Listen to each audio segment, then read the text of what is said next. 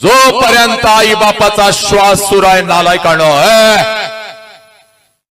जोपर्यंत आई बापाचा श्वास सुरू आहे, आई बापाच्या प्रत्येक श्वासाला जीव लावा, आई बापाच्या प्रत्येक श्वासावर प्रेम करा।